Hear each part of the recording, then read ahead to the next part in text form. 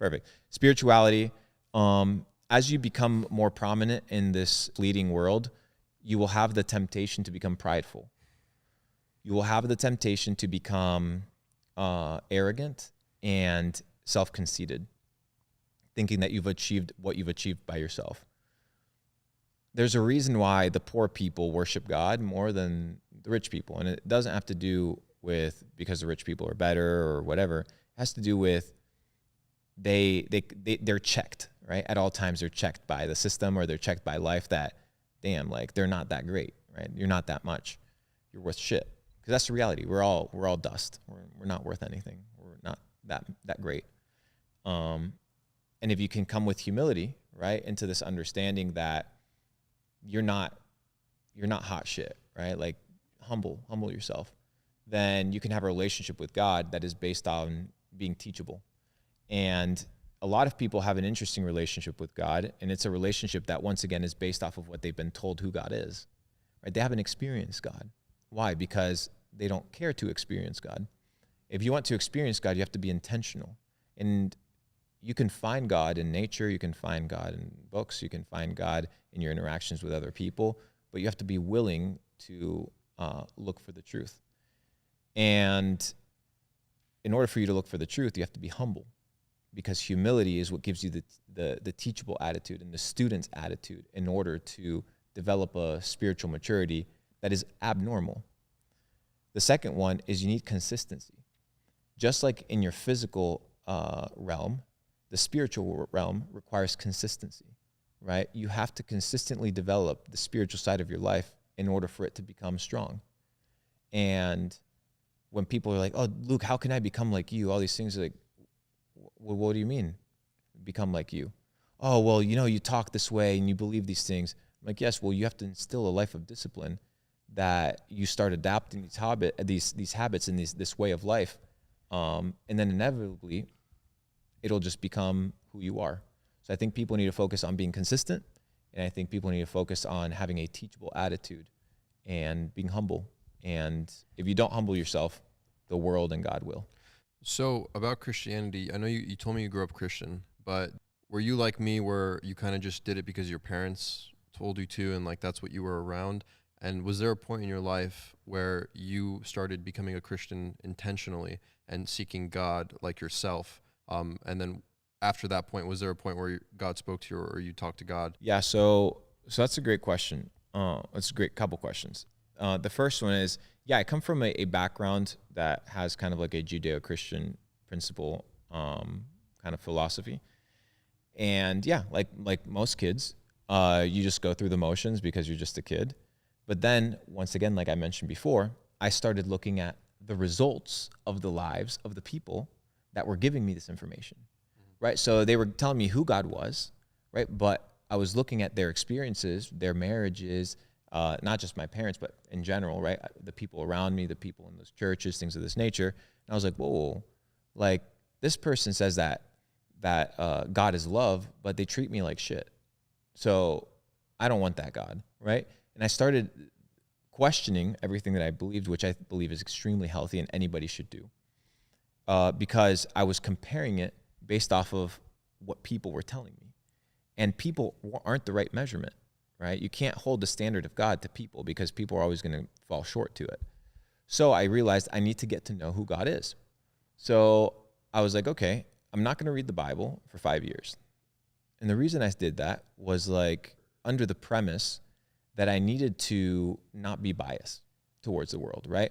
I needed to go on a self-exploration journey. So I went through crazy exploration of psychedelics. I went through the crazy exploration of Judaism, which is, it's unbelievable. It's like, there's so much wisdom, so much knowledge there. It's like phenomenal. Went through the Gita, which is the Hindu text. I went through the Quran. I went through a lot of texts. And when it's all said and done, whether I ended up agreeing with a lot of the things that were mentioned or not, I came to realize that there's a lot of wisdom and a lot of truth and a lot of things that are told, and that a lot of these people had relationships with God, relationships with a higher power, without necessarily having texts or books. So I was like, can they actually have a personal relationship with God, that God speaks to them personally because they're aware, right? They're in tune. And I was like, let me test that. Let me test having a relationship with God where he actually speaks to me directly. And most of you guys don't experience God because you're so occupied and busy and there's so much noise, right? Because the brain's like an antenna. There's so much noise. There's God whispers. so much fuzziness, right? That when God speaks, you don't listen because you're not aware.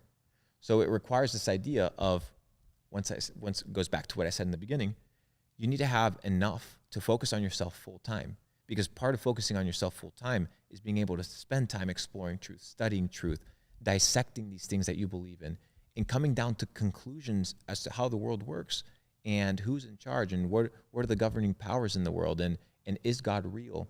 And if he's real, why does he allow bad things to happen, right? Or if he's good, why do kids get bombed in Syria 24/7, right? All these existential questions, they're questions that if you have the ability to spend time focusing on yourself, you're going to be able to get to know God more in the process of learning. And it's a lifelong journey. You know, I think it's like there's a specific book that was written. I forget who the author was, but it's called Pilgrim's Progress. Have you read Pilgrim's Progress?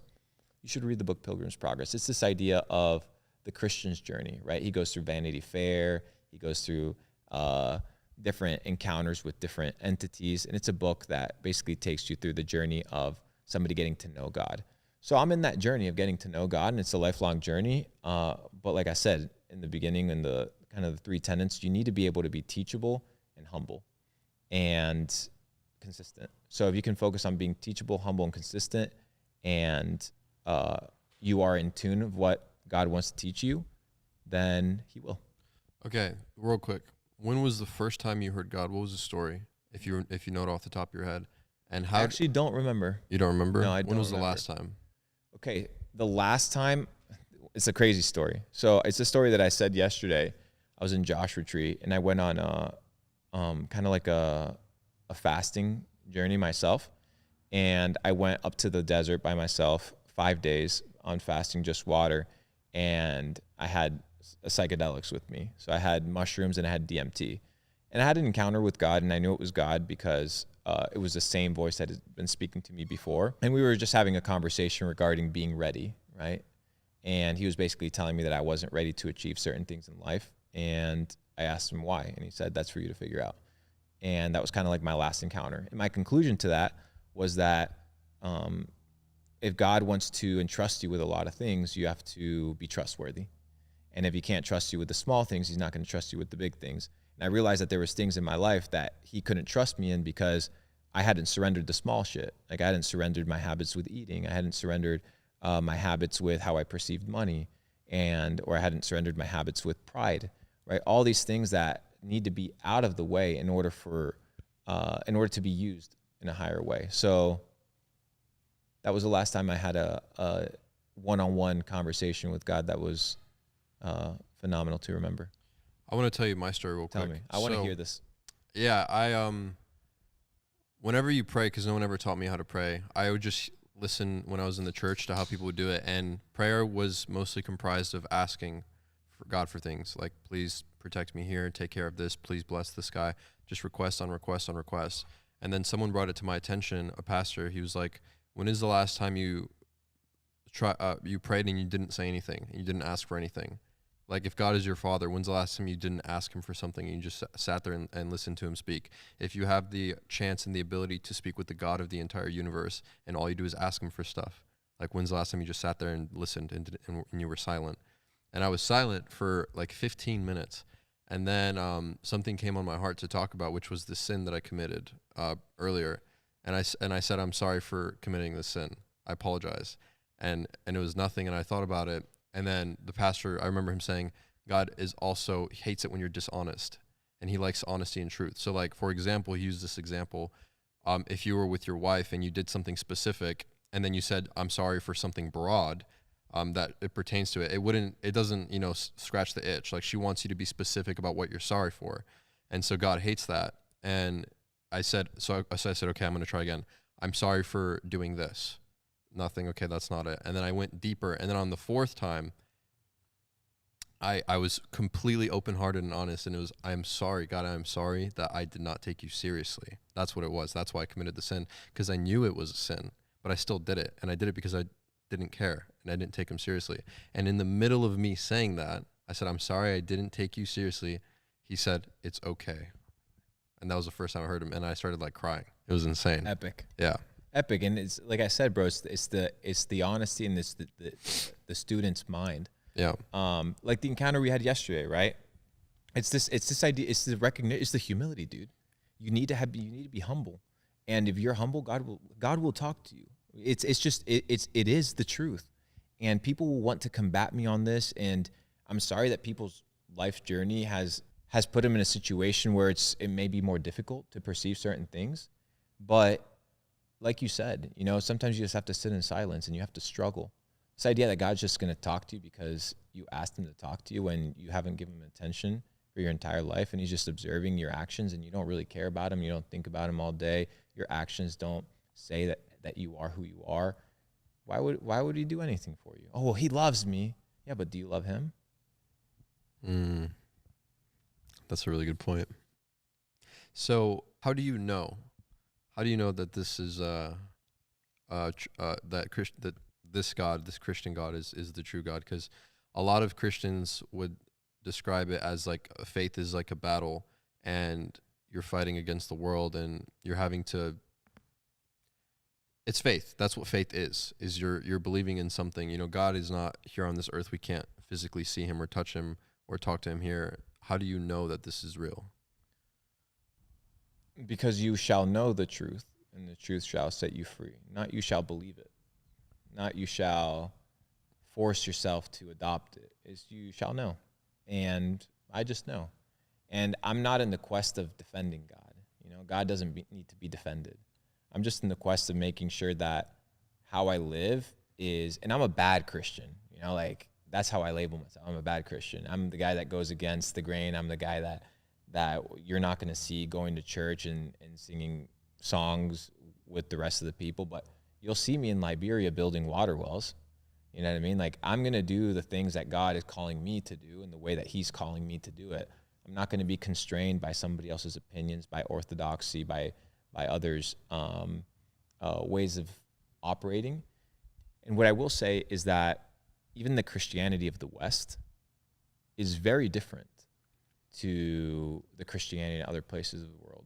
If you go to the Middle East, the Christianity in the Middle East is very different. If you go to South Korea, the Christianity of South Korea is very different. If you go to Nigeria, the Christianity in Nigeria is very different. So a lot of people are experiencing God in different ways, but I think that here, especially in the West, there's a lot of distractions. It's very difficult to get to know God, not just in Christianity, but just in general, right? It's very hard to develop a spiritual life because there's so much craziness and noise and internet and social media and bullshit and addictions. And I think the realization that, to me, this God was the real God was not only just knowing, and it's hard to explain. Like, there's no justification for it, and to be 100% honest, but I look at the results of my life based off of adopting this worldview, and I wouldn't change it for anything. And that's the thing, is God isn't supposed to be enough for just eternity. He's supposed to be enough for this life as well. So is the life that you have based off of the belief system that you're adopting, like, your fullest potential? Are you reaching your fullest potential? Is God giving you peace and joy and tranquility? Or do you live a miserable life? If you're a Christian and you're living a miserable life, and you've been living a miserable life your entire life, you live in sadness, if you live in fear and anxiety, then maybe you're not a Christian, because those aren't the signs of a Christian, right? And I know it's a hard pill to swallow, and I may be wrong. That's the beauty of it all. I may be wrong about all of this, but yeah, it's a long question, but that's kind of my thought. Okay, let's take a quick break. Run a little pee break. Anything else you wanted to wrap up? Yeah. So in conclusion, I would probably not label myself a Christian by definition, because Christian has labels attached to it, right? It's how you perceive Christianity versus how another person perceives Christianity. So by label, not a Christian. I would just say I'm a follower of Jesus.